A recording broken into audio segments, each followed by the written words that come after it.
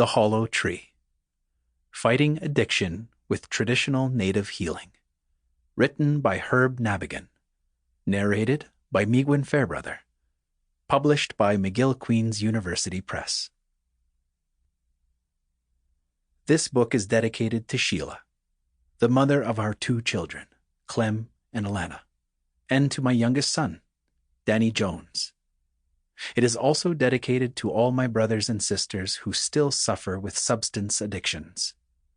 I pray the latter will find guidance to walk the red path. The heart can heal.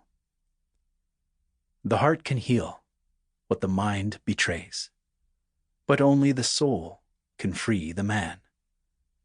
O soul of mine, release my fears. Abide in me again, like in yesteryears, when life was sacred and death far, far away.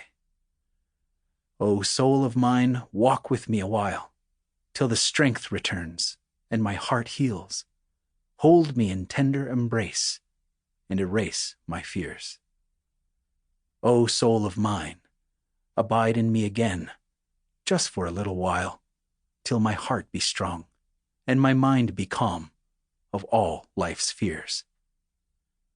O most sacred soul, the great wonder, uncage this man, let freedom thunder in his life once more. Ovid Mercurdy, 12 January 1999, former Chief of the Assembly of First Nations. Foreword. Georges Sioui. We often hear or read the words, "It is both an honor and a pleasure to be asked by so-and-so to say, or write, a few words because he/she did such and such valuable thing," etc.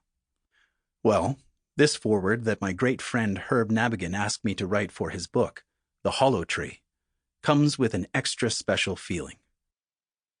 At some very important turning points in our respective lives, Herb and I walked side by side as the brothers that we are.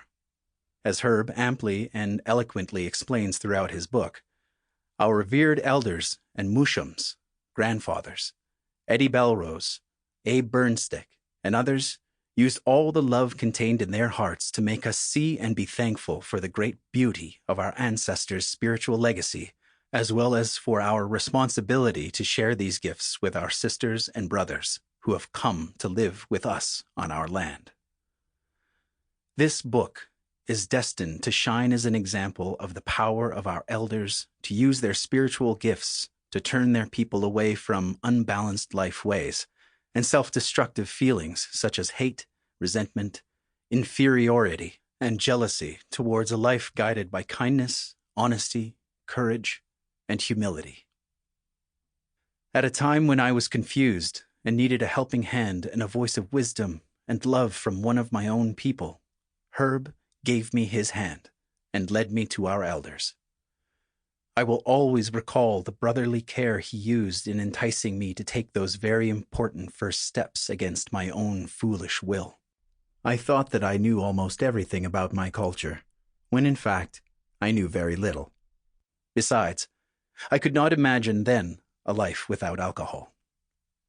That time, in March 1980, Herb made me listen, and, along with our other great friend Roy Thomas and several others, we went to a week-long cultural awareness workshop given by the Alberta elders, whom I have already named. Why I have never touched alcohol since I went to that workshop, I will never really be able to explain. I can only give thanks for the beautiful gifts I received from the Great Spirit through the elders and Herb's hands. Now, I would like to give one other especially convincing proof of the far-reaching power of recovering our spiritual traditions.